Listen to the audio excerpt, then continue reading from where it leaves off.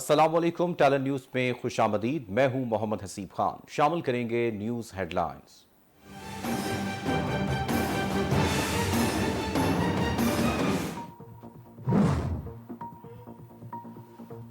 तहरीक इंसाफ के मुनहरिफ अरकान की नाअहली का रेफरेंस खारिज। इलेक्शन कमीशन ने महफूज फैसला सुना दिया। मुनहरिफ अरकान पर 63A का इतलाक नहीं हुआ।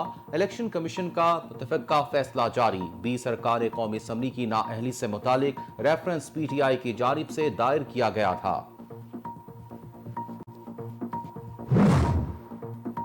तहरीक इंसाफ का इलेक्शन कमीशन के खिलाफ कानूनी कार्रवाई का ऐलान। फवाद चौधरी कहते हैं चीफ इलेक्शन कमिश्नर नून लीग में कोई ओहदा ले लें, क्योंकि हम इलेक्शन कमीशन के खिलाफ कानूनी कार्रवाई का आगाज करने जा रहे हैं। सियासी बहरान की बड़ी वजह इलेक्शन कमीशन का गैर फाल होना है।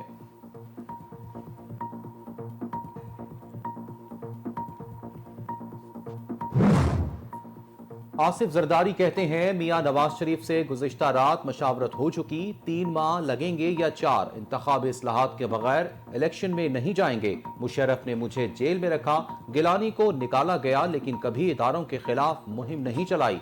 पहली बार फौज गैर सियासी हुई। क्या जनरल बाजवा को सैल्यूट नहीं करना चाहिए? IMF के प्रोग्राम आने तक मुश्किलात का सामना करना पड़ेगा। PTI रहनुमा और साबिक गवर्नर पंजाब उमर सरफराज चीमा हुकूमत पर बरस पड़े। कहते हैं नून लीग ने पंजाब में सिविल सर्वेंट्स को जाती मुलाजिम बनाकर आइन और कानून की धज्जियां उड़ाई। मैं उस्मान बुजार नहीं जो इनके गुंडों से डर कर चुप होकर बैठ जाऊं। आईनी वजीर आला को बहाल कराया जाए। उमर सरफराज ने साबिक गवर्नर पंजाब को भी आड़े हाथों ले लिया। कहा चौधरी सरवर तमाम साजिश का हिस्सा थे। उस्मान बुजदार का इस्तीफा भी चौधरी सरवर ने गैर आईनी तरीके से मंजूर किया।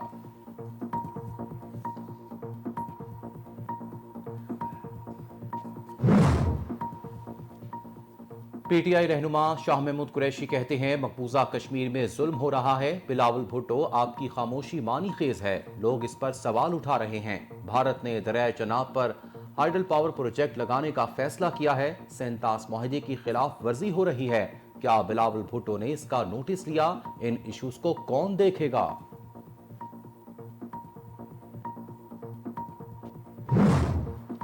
वजीर दिफा ख्वाजा आसिफ का नवंबर से कबल आम इंतखाबात का इशारा। गैर मुल्की मीडिया को इंटरव्यू देते हुए कहा मुमकिन है नए आर्मी चीफ की तैनाती से कबल ही नवंबर में इंतखाबात करवा दिए जाए। आर्मी चीफ मुद्दत मुलाजमत में तोसी न लेने का खुद ही ऐलान कर चुके हैं। इमरान खान पर भी कड़ी तनकीद। बोले इमरान खान की जानिब से एंटी एस्टेब्लिशमेंट बयानिया शर्मनाक है। फौज मुखालिफ बयानिया ज्यादा अरसा नहीं चलेगा।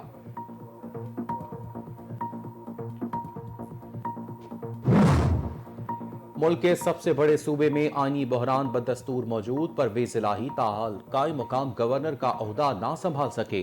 पंजाब काबीना तश्कील दी जा सकी, ना ही एडवोकेट जनरल की बरतरफी का मामला मंतकी अंजाम तक पहुंच सका। गवर्नर हाउस के बाहर दूसरे रोज भी पुलिस का पहरा।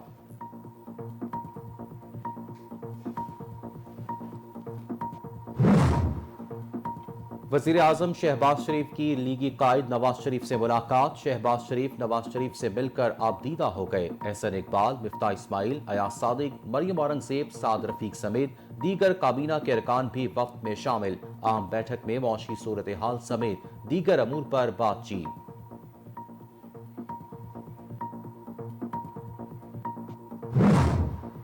सुप्रीम कोर्ट में आर्टिकल 63A की तशरीह से मुतालिक सदारती रेफरेंस पर समाअत। चीफ जस्टिस उमर अता बंदियाल ने रिमार्क्स दिए किसी रुकन पर ताहयात पाबंदी लगाना बहुत बड़ी सजा है। इनहराफ एक बहुत बड़ा नासूर है। मुल्क की तरक्की के लिए मुस्तहकम हुकूमत की जरूरत है। 1970 से जो म्यूजिकल चेयर चल रही है इसे खत्म होना चाहिए।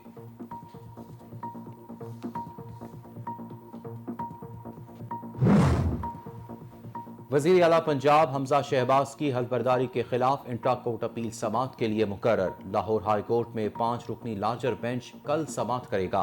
जस्टिस साजिद महमूद सेठी ने चीफ जस्टिस से लार्जर बेंच तश्कील देने की सिफारिश की थी।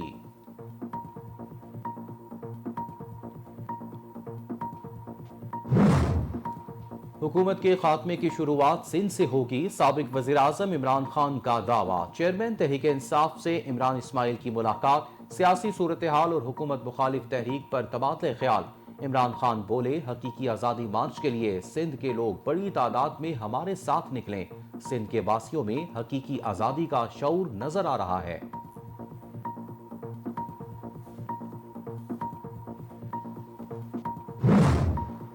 शेख रशीद का ओवरसीज पाकिस्तानियों को वोट के हक से रोकने पर सुप्रीम कोर्ट जाने का ऐलान। साबिक वज़ीर दाखिला ट्विटर पर कहते हैं, ओवरसीज पाकिस्तानियों के पैसों से मुल्क चल रहा है, वोट का हक दिलवा कर रहूंगा।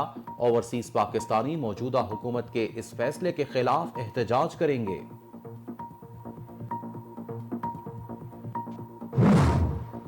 पीटीआई के रहनुमा कासिम सूरी ने मस्जिद नबवी वाक़े पर दर्ज मुकदमे को अदालत में चैलेंज कर दिया। पुलिस और एफआईए को हिरासा करने से रोका जाए, कासिम सूरी का दरख्वास्त में मौक़िफ़। पीटीआई की क़यादत के खिलाफ पूरे मुल्क में दर्ज मुकदमात को खारिज करने की इस्तदा।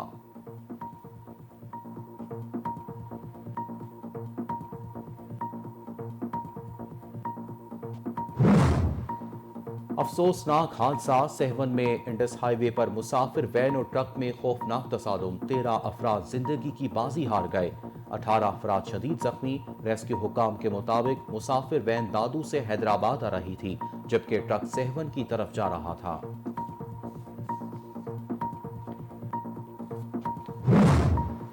डॉलर फिर बेलगाम, मुल्क की तारीख की बुलंद तरीन सतह 190 पर जा पहुंचा। इंटरबैंक में डॉलर की कीमत में ₹1.34 का इजाफा। ओपन मार्केट में डॉलर ₹191.50 से भी तजावुज कर गया। दूसरी जानिब स्टॉक मार्केट में भी मंदी का रुझान। 425 पॉइंट्स की कमी से 100 इंडेक्स 43,079 पॉइंट्स की सतह पर ट्रेड हुआ। मुल्क में शदीद गर्मी की लहर बरकरार, पारा 38 डिग्री तक पहुंच गया। शदीद गर्मी में अवाम बेहाल, मुल्क के बेशतर इलाकों में हीट वेव जारी। सीबी में पारा 50 तक जाने की पेशगोई। इस्लामाबाद समेत पंजाब और खैबर पख्तूनख्वा में पारा 6 से 7 डिग्री सेंटीग्रेड, जबकि सिंध और बलोचिस्तान में 8 से 10 डिग्री सेंटीग्रेड मामूल से जायद रहने का इम्कान। बढ़ती गर्मी के साथ बिजली का बहरान भी बरकरार। गैरलानिया लोड शेडिंग ने शहरियों का जीना दोहबर कर दिया। 5 से 6 घंटे की लोड शेडिंग जारी। बिजली का शॉर्टफॉल 5000 मेगावाट तक पहुंच गया। बड़े पावर प्लांट्स की बंदिश और बिजली की पैदावार कम होने से तवानाई का बहरान संगीन होने का खदशा।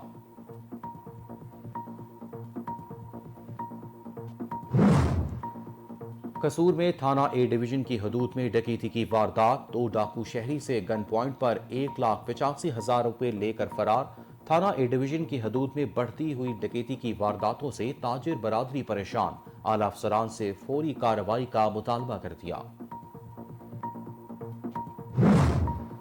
कमालिया के नवाही गांव में भाई को मनाने आई बहन को सफाक भाई ने ही मौत के घाट उतार दिया। 26 साला बहन गुलबसरा 3 बच्चों की मां थी। 2 दिन कबल वालिदैन से मिलने आई थी। मुलजिम मौके से फरार, पुलिस के छापे जारी। मुल्तान थाना शाहशम्स के इलाके पुलकोलरो के करीब पुलिस मुकाबला। डकैती समेत 25 से जायद संगीन वारदातों में मुलव्विस रिकॉर्ड याफ्ता डाकू अपने ही साथियों की फायरिंग से हलाक, 2 फरार हो गए। पुलिस के मुताबिक डाकू शहरी से लूट मार कर रहे थे। पुलिस टीम के पहुंचने पर डाकुओं ने फायरिंग कर दी।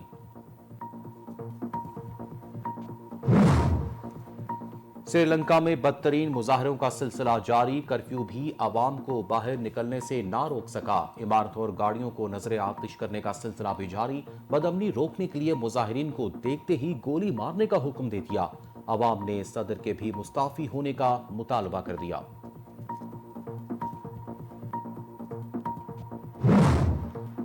और हैवानियत का राज शुरू। हॉलीवुड की नई science fiction film Jurassic world dominion का ऑफिशियल ट्रेलर जारी। फिल्म में इस्लानोवर नामी जजीरे के तबाह होने के बाद यहां डायनासोर्स कब्जा कर लेते हैं। फिल्म 10 जून को रिलीज होगी।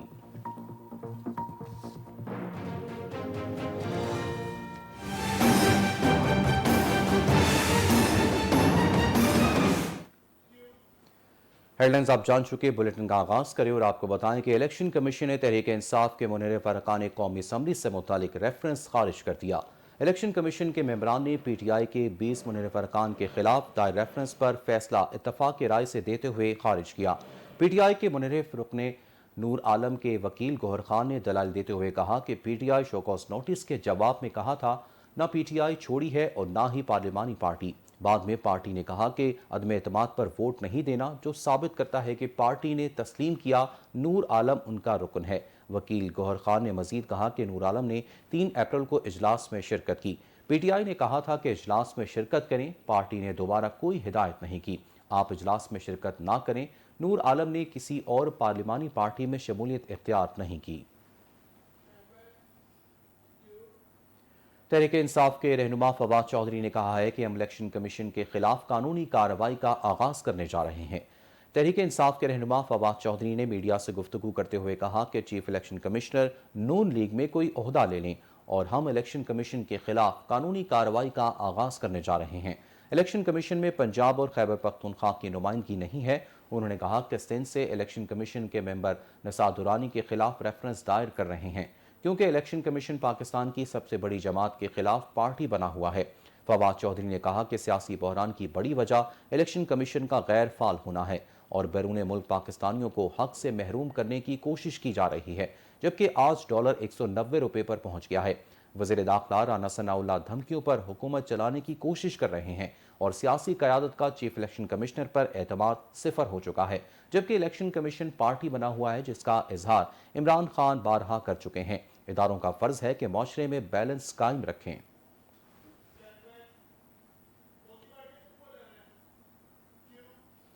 आगे बढ़ें और आपको बताएं कि पीपल्स पार्टी के शरीक चेयरमैन और साबिक सदर आसिफ अली जरदारी ने कहा है कि पहली बार इदारे सियासत में मुदाखलत नहीं कर रहे। फौज ने हल्फ उठाया है कि सियासी मुदाखलत नहीं करेंगे। ऊपर नीचे के सफर हम देखते आए, जो बीवी शहीद को शहीद कर दिया गया तो उन करने वालों ने तो यही सोचा ना कि पाकिस्तान पीपल्स पार्टी को वो खत्म कर देंगे, इसलिए कि एक ही सेक्युलर पार्टी है, एक ही पार्टी है जो राइट ऑफ द लेफ्ट है, जो आपसे टुडेज वर्ल्ड में इम्पोर्टेंट है, पाकिस्तान को बचा सकती है। उन्हें समझा कि हम बीबी साहिबा को शहीद करके पाकिस्तान तोड़ेंगे। ये कॉन्स्पिरेसी सिर्फ हमारे खानदान के खिलाफ या पीपल्स पार्टी के खिलाफ नहीं थी, ये कॉन्स्पिरेसी पाकिस्तान के खिलाफ थी। उनका मतलब था पाकिस्तान को तोड़ना। अगर उस दिन मैं पाकिस्तान खपे का नारा नहीं मारता तो फिर सिचुएशन ये नहीं होता है कि मैं खुद कुछ सिचुएशन क्रिएट करता, फिर सिचुएशंस क्रिएट हो जाती हैं, फिर उन सिचुएशंस पे कोई और आके उसकी ओनरशिप ले लेता है। तो मुल्क के मामले में, कौम के मामले में, हालात के मामले में, इंटरनेशनल रिलेशन। साबिक गवर्नर पंजाब उमर सरफराज चीमा ने कहा है कि जब इंसाफ नहीं मिलेगा तो लोग सड़कों पर ही निकलेंगे। हालात को खाना जंगी की तरफ ले जाया जा रहा है। साबिक गवर्नर पंजाब उमर सरफराज चीमा ने प्रेस कॉन्फ्रेंस करते हुए कहा कि नून लीग ने पंजाब में सिविल सर्वेंट्स को जाती मुलाजिम बनाकर आइन की धज्जियां उड़ाई और जब मुखालिफ अपना वोट भी कास्ट ना कर सके तो उसे क्या इलेक्शन कहना। 48 घंटे में आइनी, कानूनी और सियासी बहरान में इजाफा हुआ। सदर को आइन के तहत रिपोर्ट भेजी थी, लेकिन आइनी तौर पर वज़ीर आला ऑफिस खाली ना होने के बावजूद इंतखाब कराया गया। 16 मई का इलेक्शन गैर आइनी था। सिसिलियन माफिया मुल्क पर काबिज है। उन्होंने कहा कि पंजाब में पुलिस को गैर कानूनी तरीके से इस्तेमाल किया गया और लीगल टीम ने लाहौर हाई कोर्ट के 4 फैसलों में से एक को गैर आइनी करार दिया। रहनुमा पीटीआई ने इल्जाम आयद किया कि चौधरी सरवर तमाम साजिश का हिस्सा थे और उस्मान बुज़दार का इस्तीफा भी चौधरी सरवर ने गैर आइनी तरीके से मंजूर किया। सियासी जमातों का किरदार भी आपके सामने है। उन्होंने कहा कि आइनी वज़ीर आला के इजलास के बाद गैर आइनी वज़ीर आला काबिज होकर बैठ गया। मुतालबा करते हैं कि आइनी वज़ीर आला को बहाल कराया जाए और उसके ऑफिस से कब्जा खत्म करवाया जाए। सदर का शुक्रगुजार हूं जिन्होंने मेरी हौसला अफजाई की।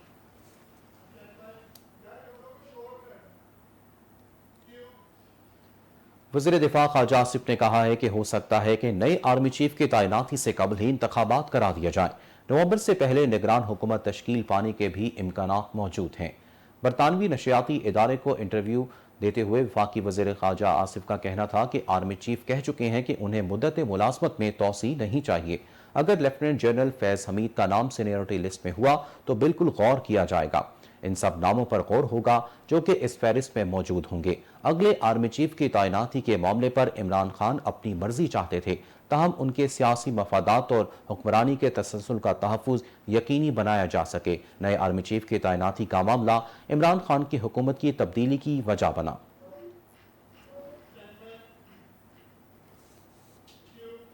आगे बढ़े और आपको बताएं कि पंजाब में आईनी बहरान जारी है। सूबा ताहाल गवर्नर से महरूम है। स्पीकर पंजाब असम्बली चौधरी परवेज इलाही ने ओहदे का चार्ज ना संभाला। पंजाब काबीना तश्कील दी जा सकी, ना ही एडवोकेट जनरल की बरतरफी का मामला मंतकी अंजाम तक पहुंच सका। पंजाब में गवर्नर की तैनाती और चार्ज लेने के मामले पर आईनी बहरान शिद्दत इख्तियार कर गया। स्पीकर पंजाब असम्बली चौधरी परवेज इलाही ने अभी तक गवर्नर के ओहदे का चार्ज नहीं लिया, जिसकी वजह से गवर्नर का आईनी ओहदा खाली है। गवर्नर हाउस के बाहर दूसरे रोज भी पुलिस का पहरा है। गवर्नर हाउस के मरकजी गेट के सामने रुकावटें खड़ी हैं, जबकि उमर सरफराज चीमा के गवर्नर हाउस दाखिले पर पाबंदी आयद है। नए गवर्नर की तैनाती के लिए मुस्लिम लीग नून के रहनुमा बलीगुर रहमान की समरी ऐवान सदर में मौजूद है, जिस पर सदर मुमलिकत की जानिब से कोई इकदाम नहीं उठाया जा रहा। गवर्नर ना होने से पंजाब काबीना भी तश्कील ना दी जा सकी। एडवोकेट जनरल पंजाब की बरतरफी का मामला भी गवर्नर ना होने की वजह से अल्तवा का शिकार है।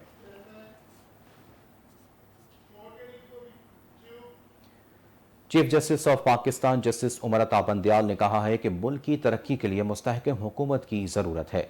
सुप्रीम कोर्ट में आर्टिकल 63 की तशरीह से मुतालिक सदाकती रेफरेंस पर समाअत हुई।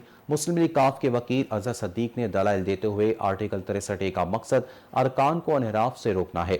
16 अप्रैल को पीटीआई के अरकान ने पार्टी पॉलिसी की खिलाफ वर्जी की और हमजा शहबाज को वोट दिया। चीफ जस्टिस ने कहा कि मुनहरिफ अरकान के खिलाफ इलेक्शन कमीशन में नाअहली रेफरेंस ज़ेर इल्तवा है, जिस पर अपनी राय नहीं दे सकते। जस्टिस मजहर आलम मियां खेल ने कहा कि इस मामले का जायजा इलेक्शन कमीशन ने लेना है। इलेक्शन कमीशन के फैसले के खिलाफ अपील सुप्रीम कोर्ट ही आएगी। जस्टिस जमाल खान मंदोखेल ने कहा कि आपकी पार्टी के कुछ लोग इधर कुछ उधर कुछ हैं। काफ लीग के सरबराह खामोश हैं। एक बलोचिस्तान के पार्टी है, इनके लोगों का पता नहीं वो किधर हैं। आधी पार्टी इधर है, आधी पार्टी उधर है। जिसकी चोरी होती है इसको मालूम होता है। इन पार्टियों के सरबराह अभी तक मुकम्मल खामोश हैं। चीफ जस्टिस ने रिमार्क दिए कि किसी रुकन पर ताहयात पाबंदी लगाना बहुत बड़ी सजा है। आगे बढ़ते हुए आपको बताएं कि लाहौर हाई कोर्ट ने वजीर आला पंजाब हमजा शहबाज की हलफबरदारी के खिलाफ इंट्रा कोर्ट अपील समाअत के लिए मुकर्रर कर दी। जस्टिस सदाकत अली खान की सरबराही में 5 रुकनी लार्जर बेंच कल समाअत करेगा। जस्टिस साजिद महमूद सेठी ने चीफ जस्टिस से लार्जर बेंच तश्कील देने की सिफारिश की थी। हमजा शहबाज से हलफ लेने के सिंगल बेंच के फैसले को तहरीक इंसाफ के अरकान ने चैलेंज किया है। चेयरमैन तहरीक इंसाफ इमरान खान से इमरान इस्माइल की मुलाकात हुई, जिसमें सियासी सूरत हाल और हुकूमत मुखालिफ तहरीक पर तबादला ख्याल किया गया। इमरान खान से साबिक गवर्नर सिंध इमरान इस्माइल ने बनीगाला में मुलाकात की।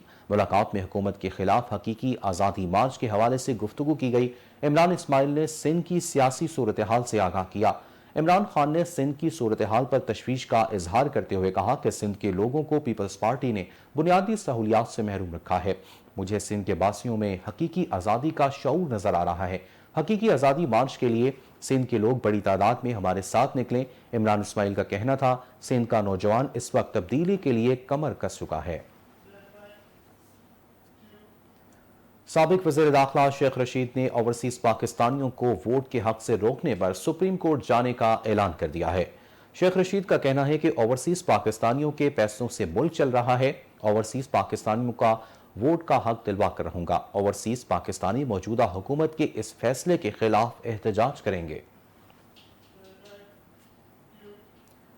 दूसरी जानिब तहरीक इंसाफ के रहनुमा कासिम सूरी ने मस्जिद नबवी वाक़े पर दर्ज मुकदमे को अदालत में चैलेंज कर दिया। कौमी असम्बली के साबिक डिप्टी स्पीकर कासिम सूरी ने मस्जिद नबवी वाक़े पर दर्ज मुकदमे को इस्लामाबाद हाई कोर्ट में चैलेंज किया है।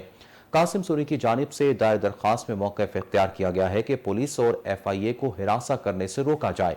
दरख्वास्त में इस्तदा की गई है कि पुलिस को गिरफ्तारी से भी रोका जाए और तहरीक इंसाफ की क़यादत के खिलाफ पूरे मुल्क में दर्ज मुकदमात को खारिज किया जाए। अफसोसनाक खबर से आपको आगाह करें कि इंडस हाईवे पर मुसाफिर वैन और ट्रेलर के दरमियान तसादम हुआ, जिसके नतीजे में 13 अफराद जिंदगी की बाजी हार गए। वाक़े की इतला मिलते ही रजाकार और पुलिस की टीमें जाए वक़ूआ पर पहुंच गईं। हादसे में 5 अफराद मौके पर ही दम तोड़ चुके थे। 18 जख्मी अफराद को अस्पताल मुंतकिल किया गया। इस दौरान मजीद 8 अफराद जख्मों की ताब ना लाते हुए दम तोड़ गए। रेस्क्यू जराये का कहना है कि मुसाफिर वैन दादू से हैदराबाद आ रही थी, जबकि ट्रक सेवन की तरफ जा रहा था। हादसे में जख्मी होने वाले मुतअद्दिद अफराद की हालत नाजुक है। और आपको बताएं, इंटरबैंक में डॉलर ₹1.34 इजाफे से तारीख की बुलंद तरीन सतह पर पहुंच गया। कारोबारी हफ्ते के तीसरे रोज इंटरबैंक में डॉलर ₹190 के रेट पर फरोख्त होने लगा, जबकि ओपन मार्केट में डॉलर ₹2 महंगा हुआ, जिसके बाद ₹191.50 ट्रेड हुआ। दूसरी जानिब स्टॉक मार्केट में 425 पॉइंट्स की कमी से 100 इंडेक्स 43,079 पॉइंट्स की सतह पर ट्रेड हुआ। गुज़िश्ता रोज इंटरबैंक में रुपए के मुकाबले में अमरीकी डॉलर की कीमत में ₹1.13 का बड़ा इजाफा देखा गया था, जिसके बाद डॉलर की कीमत ₹187.63 से बढ़कर ₹188.66 हो गई थी। रवा माली साल डॉलर की कीमत में ₹32.40 का इजाफा हो चुका है।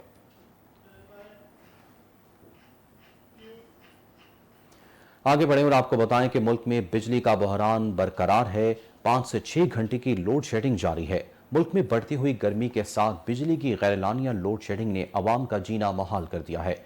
पावर डिवीजन के मुताबिक 5,000 मेगावाट बिजली का शॉर्टफॉल है। बिजली की मजमूई पैदावार 20,500 मेगावाट की सतह पर बरकरार है, जबकि तलब 25,500 मेगावाट है। पावर डिवीजन के मुताबिक कैंप 2 न्यूक्लियर पावर प्लांट बंद होने से नेशनल ग्रिड से 1100 मेगावाट बिजली निकल गई है। K2 पावर प्लांट की भी सालाना मुरम्मत की वजह से आज से बंद किया गया है, जिसकी मेंटेनेंस में 45 दिन लग सकते हैं। मुल्क में निजी शोबे के बिजली घरों की पैदावार 13,000 मेगावाट है।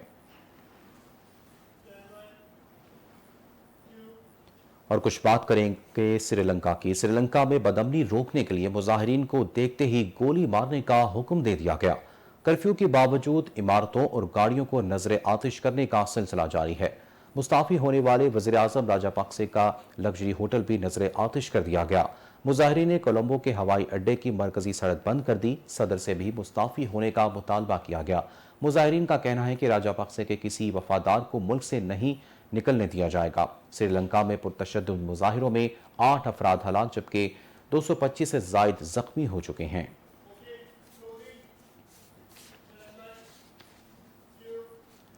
न्यूज़ बुलेटिन से फिल वक्त के लिए इतना ही। मजीद अपडेट्स के लिए देखते रहें टैलेंट न्यूज़।